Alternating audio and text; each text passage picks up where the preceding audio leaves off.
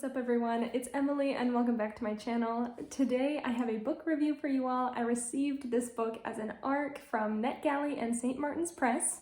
I will be reviewing Booked on a Feeling by Jayci Lee. I'm gonna keep this as spoiler-free as possible.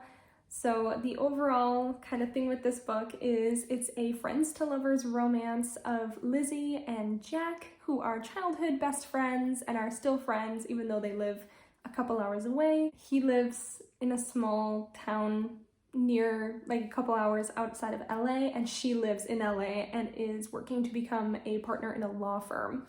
I will say the reason that I wanted to review this book is because a lot of it takes place in a bookstore, and I am a sucker for books that take place in bookstores or are also about books. I don't know what it is, just something about that trope is so lovely to me. Also, I really loved the colors on the cover. I thought the cover was adorable and it caught my eye. I have never read anything by Jayci Lee before, but I know that she is a fairly well-known author in the romance community from my understanding, so I knew I was going to go into it and it was going to be pretty good at least. So I'm not really good at organizing my reviews, so I'm just going to give like overall thoughts and I'll give my rating and then I'll talk about the things that maybe weren't so great about the book. Yeah. So this was a friends to lovers romance, which I much prefer to enemies to lovers. I thought it was very sweet and cute and heartfelt and heartwarming.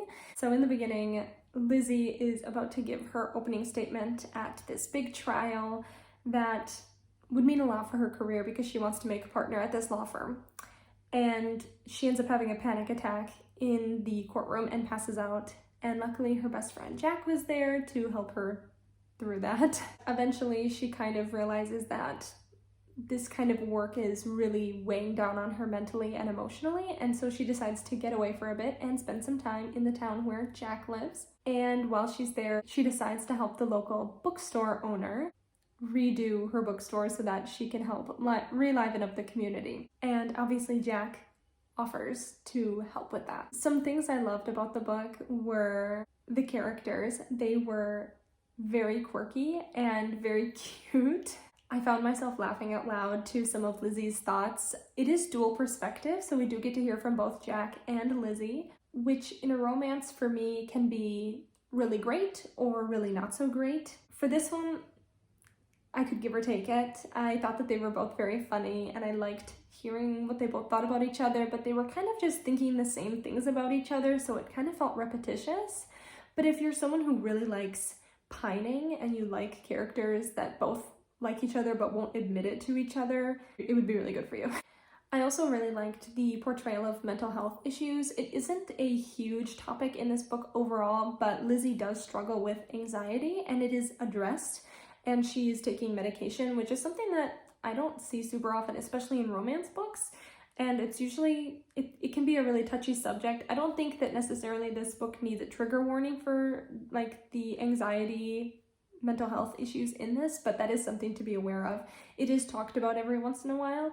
And I do think the portrayal of it is, it's just another layer to Lizzie's character, but it isn't what the book's about, which I really appreciated. One of the things I did really love about this book was the emphasis on the Korean culture and the family aspect of it. Both Lizzie and Jack are Korean from my understanding.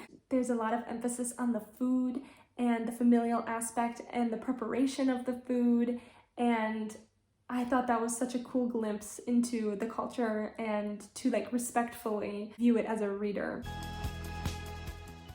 So now I'm gonna kind of move towards what I think are like the cons of the book for me personally. Obviously, if these are things that you like or appreciate in books, take this with a grain of salt. This is just for my own personal preference. The first thing is the pacing of the book. Honestly, it felt like for most chapters, nothing was really going on to propel the plot forward. It was just them pining after each other in different situations. It just felt like if that's what this book was going to be, which is completely okay, it just should have been like 100 pages shorter. I know some people really love the pining trope and that aspect of it, which I can completely respect, and then this would be great for you. But I ended up finding myself skimming pages because it just didn't feel like the plot was going anywhere, and I just wanted something to happen. There are some not super well-loved tropes in this book as well. I think there's like a miscommunication trope in it for part of it, like, yeah. And I think it gets really repetitive because they're dealing with the same issues over and over and over again, like why they can't be together. And I didn't super buy it. I bought it, but I didn't really buy into it. But honestly, if you were just looking for like a cute summer romance that isn't gonna like destroy you mentally or emotionally, and you just want something fun to read that is gonna be pretty lighthearted with likable characters, I think this is a really good choice for you.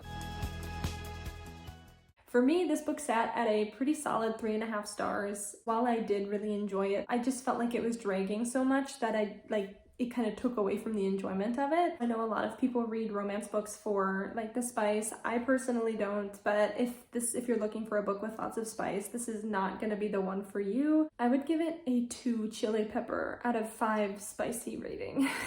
Honestly, for me, my favorite part of the whole book was the bookstore setting of it, on top of everything else, like them working together on this. And it was really sweet and cute and lighthearted, and I really loved the bookstore owner. I can't remember her name right now, but it was so sweet. So yeah, if you are looking at buying or reading this book, it does come out this year on July 26th, so it would be a perfect summer read for you. Thank you to NetGalley and St. Martin's Press for allowing me to review this book, and thank you Jayci Lee for writing it. And if you did enjoy this video and you want to see more of my content, please like and subscribe to my channel, and I hope to see you around the next time.